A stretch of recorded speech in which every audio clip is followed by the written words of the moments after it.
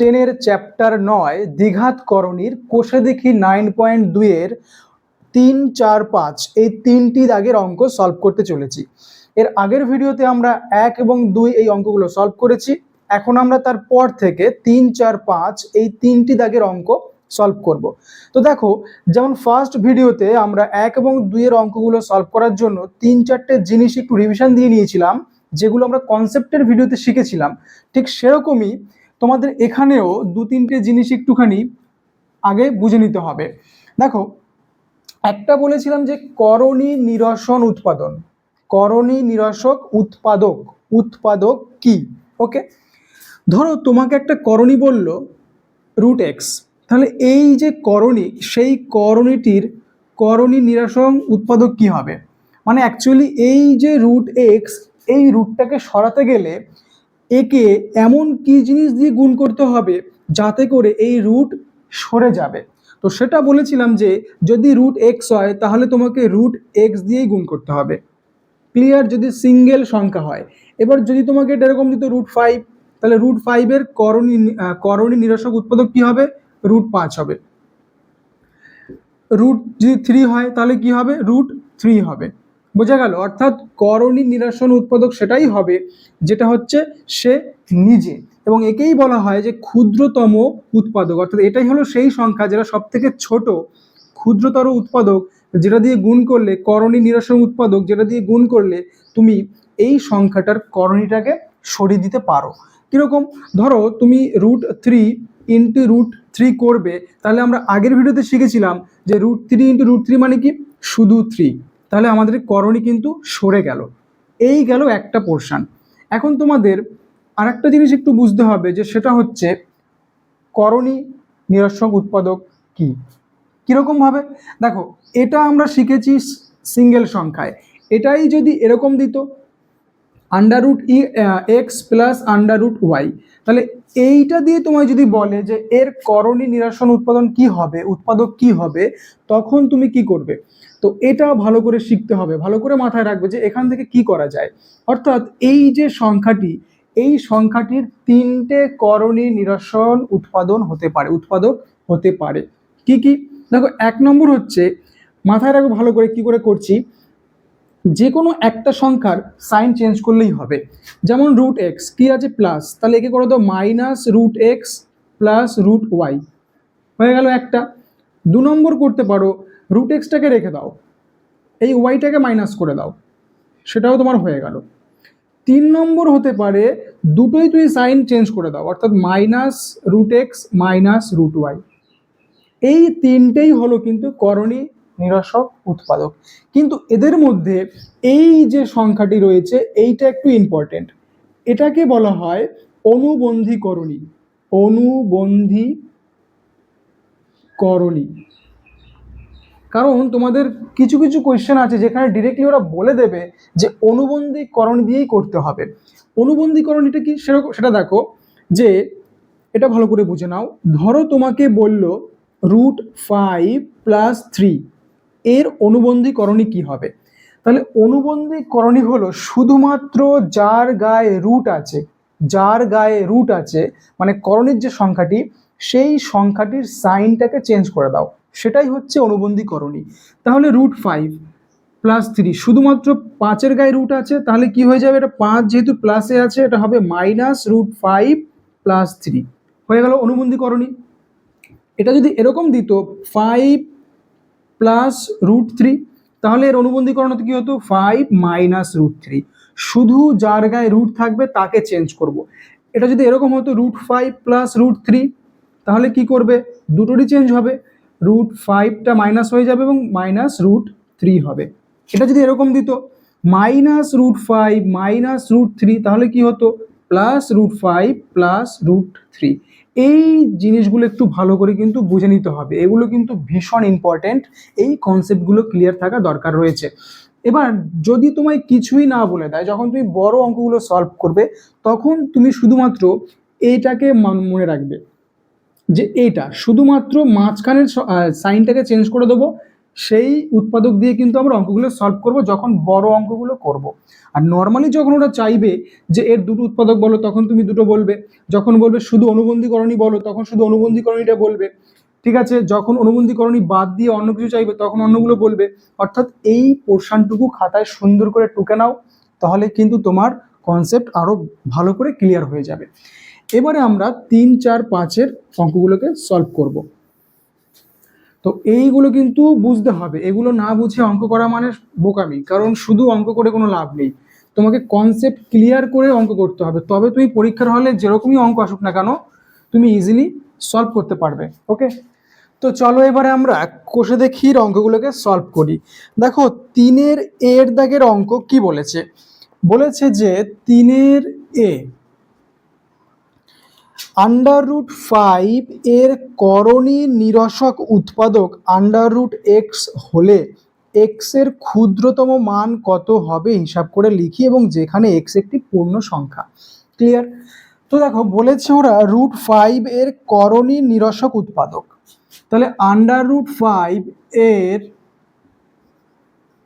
করণী নিরসক করণী নিরসক উৎপাদক, করণী নিরসক উৎপাদক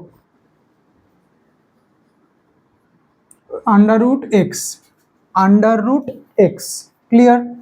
তাহলে এবারে আমরা কি শিখেছি যে √5 এর করণী নিরসক একমাত্র √5 সে নিজে, তার মানে কি তারা দুজনে ইকুইভ্যালেন্ট। তাহলে আমরা এখান থেকে বলতে পারি যে অতএব √x সমান সমানই হচ্ছে √5, √x সমান সমান √5, যেহেতু √x হচ্ছে √5 এর করণী নিরসক উৎপাদক, তাহলে দুজন অবশ্যই সমান হবে। তাহলে এখান থেকে এক্স মানে এক্স এর মান বের করতে গেলে দেখো রুট ক্যান্সেল করতে হবে, কারণ উভয় দিকে যেহেতু সেমি কি রয়েছে, রুট রয়েছে। যেমন তোমাকে যদি বলি √x সমান সমান √y, তাহলে এখান থেকে তুমি লিখতে পারো এই যে রুট ক্যান্সেল করে শুধুমাত্র x সমান সমান y, x সমান সমান y। ঠিক সেরকমই এখান থেকে লিখতে পারো যে অতএব x সমান সমান 5, x সমান সমান 5, এটাই হচ্ছে কিন্তু অ্যান্সার। ওকে, এই যে অঙ্কগুলো এগুলো কিন্তু পরীক্ষায় খুব একটা আসে না, তার মানে এই নয় এগুলো কিন্তু দরকার নেই, কারণ এইগুলো না শিখলে তুমি কিন্তু এর বড় অঙ্কগুলো অর্থাৎ যেগুলো পরীক্ষায় আসে সেগুলো তোমার কিন্তু করতে অসুবিধা হবে। অর্থাৎ তাই তোমাকে এই কোষে দেখির অঙ্কগুলো কিন্তু খুব ভালো করে বুঝতে হবে। এবারে দেখো 3-এর বি কি বলেছে, 3 √2 ডিভাইডেড 3 এর মান নির্ণয় করি। তাহলে এখান থেকে আমরা কি করব, এখান থেকে আমরা করব কি যে উপরে 3 আছে, √2 আছে থাকবে, নিচে 3 বসিয়ে দাও, কারণ ভাগে রয়েছে ডিভাইডে পাঠিয়ে দাও। দেখো 3 ক্যান্সেল, তাহলে 3 ক্যান্সেল হয়ে গেলে শুধু কি থাকে, শুধু √2 পড়ে থাকে, শুধু √2 পড়ে থাকে। তো এটাই হচ্ছে কিন্তু অ্যান্সার, শুধু √2 পড়ে থাকবে। সি এর দাগের অঙ্ক, দেখো সি এর দাগের অঙ্কটা বলেছে যে এই অঙ্কটা একটু ভালো করে বুঝবে, যে 7 ডিভাইডেড √48 এর হরের করণী নিরসন করতে হরকে কত দিয়ে গুণ করতে হবে, হরকে কত দিয়ে গুণ করতে হবে। তাহলে এখান থেকে লিখবে, দেখো 7 উপরে আছে লিখবে, নিচে ডিভাইডেড 48। এবারে যখন আমরা ফার্স্ট ভিডিও করেছিলাম সেখানে আমরা বলেছিলাম যে এই যে 48 ছিল, এই যে সংখ্যাগুলো একটু বড় অর্থাৎ যেগুলোকে ভাঙা যাবে সেগুলোকে আমরা কিভাবে ভাঙবো, কারণ সেটা না ভাঙলে আমরা অঙ্কটা করতে পারবো না। তাহলে 48কে আমরা ভাঙবো এমনভাবে যাতে করে একটি সংখ্যা অবশ্যই পূর্ণবর্গ হয়। ওকে, তাহলে 48 মানে দেখো কত, 3 × 16 48, তাহলে 16 × 3 এবারে সমান সমান দেবে, উপরে 7, নিচে দেখো 16 বাইরে চলে আসলে 4 হবে, আর √3 ভিতরে থেকে যাবে। তাহলে এই জায়গাটা আমরা আসলাম এটা সলভ করার পরে। এখন বলেছে যে হরের করণী নিরসন করতে হরকে কত দিয়ে গুণ করতে হবে। দেখো হরের করণী বলতে শুধু √3 রয়েছে, তাহলে এই √3 সরানোর জন্য অর্থাৎ রুটটাকে সরানোর জন্য তোমাকে হরকে শুধুমাত্র √3 দিয়ে গুণ করতে হবে, কারণ √3-র কি করণী নিরসক উৎপাদক হচ্ছে √3, তাই √3 যেহেতু রয়েছে তাই একে শুধুমাত্র হরকে তুমি যদি √3 দিয়ে গুণ করো তাহলে তোমার এটি করণী নিরসক হয়ে যাবে। তাহলে লিখে দেবে যে অতএব এইটা টুকবে টুকে যে এর হরকে √3 দিয়ে গুণ করতে হবে, এর হরকে √3 দিয়ে গুণ করতে হবে। এবার আমরা চলে যাব ডি এর দাগের অঙ্ক। দেখো এই অঙ্কগুলো কিন্তু সুন্দর করে টুকে নেবে, কারণ এগুলোই তোমার কিন্তু বেস তৈরি হচ্ছে, ঠিক আছে? এগুলো কোথাও কিন্তু বুঝতে একদম অবহেলা করবে না, এগুলো কিন্তু দরকার। 3 ডি দেখো বলেছে যে এর করণী নিরসক উৎপাদক নির্ণয় করি যা একটি অনুবন্ধী করণী, অর্থাৎ √5 প্লাস শুধু 2 এর করণী নিরসক উৎপাদক নির্ণয় করি, যেটি হচ্ছে একটি অনুবন্ধী করণী। আচ্ছা, অনুবন্ধী করণী বলতে আমরা কি শিখেছি? যে অনুবন্ধী করণী, অতএব বলে কি লিখবে যে অনুবন্ধী করণী, অনুবন্ধী করণীটি হলো অনুবন্ধী করণীটি হলো বলে সমান সমান দাও। দেখো অনুবন্ধী করণী বলতে আমরা এক্ষুনি শিখেছি যেখানে শুধুমাত্র যে রুট মানে করণী থাকবে তার সাইন চেঞ্জ করো, তাহলে √5 এর সাইন চেঞ্জ করো, -√5 প্লাস 2 যেমন আছে তেমনই থাকবে। তো এটাই হয়ে গেল কিন্তু অ্যান্সার। এই অনুবন্ধী করণী এটা কিন্তু ভেরি ভেরি ইম্পর্টেন্ট, এমসিকিউর জন্য এটা মাধ্যমিকে কয়েকবার এসেছে, যে শুধুমাত্র এরকম একটা সংখ্যা দিয়ে তোমাকে বলবে এই সংখ্যাটির অনুবন্ধী করণী নির্ণয় করো। ক্লিয়ার? এবারে চলে যাব আমরা ই এর দাগের অঙ্ক। ই এর দাগের অঙ্ক দেখো একটা ইকুয়েশন দিয়েছে, সেখান থেকে তোমাকে একটা মান বার করতে বলেছে, এর মান 3 ই। ওকে, বলেছে √5 প্লাস √2 ডিভাইডেড √7 সমান সমান হাফ ইন্টু √35 প্লাস এ। তো দেখো ভাগ রয়েছে মানে কি, আমরা ওকে ভাগে পাঠিয়ে দেবো, তার মানে √5 প্লাস √2 ডিভাইডেড √7 সমান সমান হাফ। দেখো এখানে হাফ বলতে হাফের সাথে একটা সংখ্যা গুণ হিসাবে রয়েছে, কিছু নেই মানে মাঝখানে গুণ রয়েছে, এবং এই যে সংখ্যাটা এটা কিন্তু এই উপরের 1-এর সাথে গুণ হিসাবে রয়েছে, নিচে কিন্তু সংখ্যাটা 2-এর সাথে গুণ হিসাবে নেই। ভালো করে বুঝবে, এই যে √35 প্লাস এ এই সংখ্যাটা কিন্তু উপরের সাথে গুণ হিসাবে রয়েছে, তাই ওকে উপরে পাঠিয়ে দাও। √35 প্লাস এ নিচে হচ্ছে 2। ক্লিয়ার? এবারে দেখো নিচে, সরি 2 না, ওটা 7 ছিল, এটা হচ্ছে 7। ওকে, এবারে দেখো বাঁ দিকে কি আছে, নিচে একটা √7 আছে, তাহলে নিচ থেকে আগে √7টাকে সরাও, করণী নিরসন করো। তাহলে উপরে যা আছে লেখো, উপরে হচ্ছে √5 প্লাস √2, নিচে যা আছে লেখো। উপরে নিচে গুণ করব কি দিয়ে? উপরে নিচে গুণ করব, অর্থাৎ নিচে যে √7 রয়েছে সেই √7 দিয়ে উপরে নিচে গুণ করব। ডান দিকে যা আছে লেখো, √35 প্লাস এ ডিভাইডেড 7।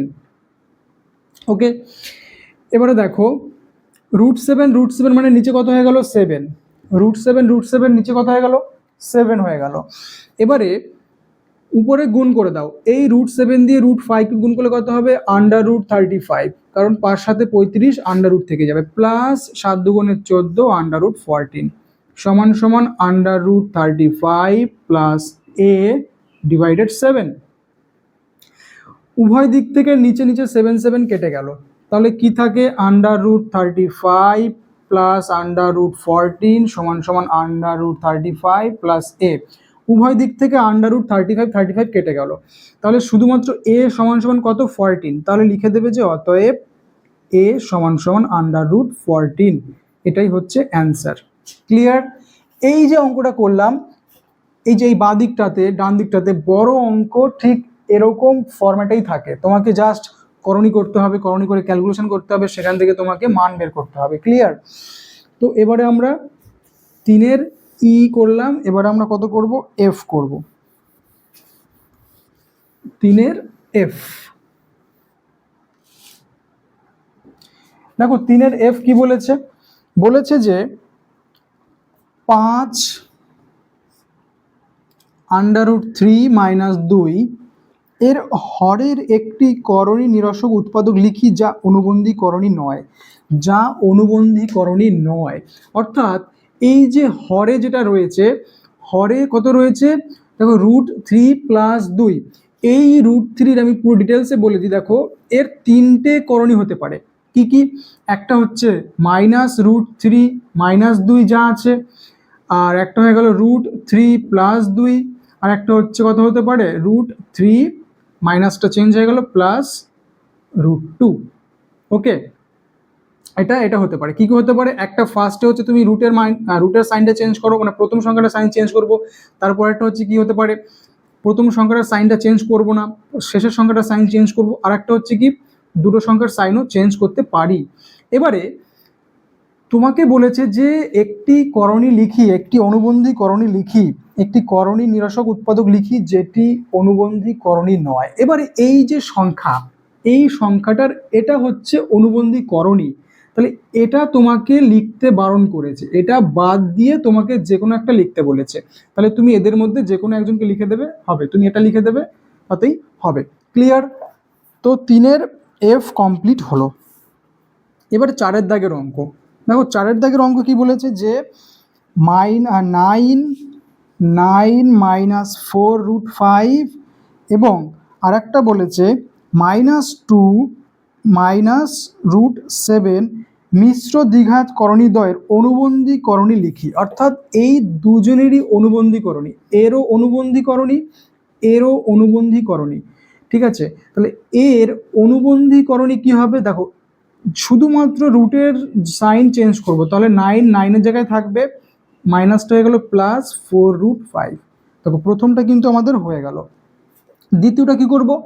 এখানেও সেম, শুধু রুটের সাইন চেঞ্জ করব, তাহলে -2 + √7। কারণ আমরা জানি অনুবন্ধী করণী হলো শুধুমাত্র রুটের সাইন চেঞ্জ করা, অর্থাৎ যেটাতে করণী রয়েছে তার সাইন চেঞ্জ করা। তাহলে এই দুটো কিন্তু হয়ে গেল অ্যান্সার। ওকে, তো 4-এর দাগের যে অঙ্কটা ভেরি ভেরি ইম্পর্টেন্ট, কারণ এই টাইপের অঙ্কই কিন্তু পরীক্ষায় আসে বেশি, যে অনুবন্ধী করণী বের করতে দেয়। ওকে, এবারে আমরা 5-এর দাগের যে অঙ্ক সেগুলোকে সলভ করতে চলেছি। তো তোমাদের যদি ভিডিওগুলি বুঝতে অসুবিধা হয় অবশ্যই কিন্তু কমেন্টে জানাবে যে এই জায়গাটায় বুঝতে অসুবিধা হলো। 5-এর 1। আচ্ছা, কি বলেছে? নিচের মিশ্র দ্বিঘাত করণীর দুটি করে করণী নিরসক উৎপাদক বলি। দুটি করে বের করতে বলেছে, অর্থাৎ অনুবন্ধী করণী হতে হবে কি না হতে হবে কিছু বলেনি। তাহলে তুমি করতেও পারো, নাও করতে পারো, যে কোনো দুটো দেখালেই তোমার হবে। তাহলে 1-এরটা আমরা ফার্স্ট টুকলাম। কি টুকবো? √5 + √2। এর দুটো করণী তুমি দেখিয়ে দাও। এর দুটো করণী নিরসক উৎপাদক আমি এইভাবে করে দিচ্ছি, তোমরা চাইলে লিখবে যে এত এর দুটি করণী নিরসক উৎপাদক হলো বলে এত এবং এত। তো আমি জাস্ট এরকম দিয়ে দুটো তীর চিহ্ন দিয়ে দেখিয়ে দিচ্ছি দুটো কি কি হবে। একটা কি করবে? আগের সংখ্যার সাইন চেঞ্জ করে দাও, -√5 পরেরটা যেরকম আছে বসিয়ে দাও। আর একটা কি করো?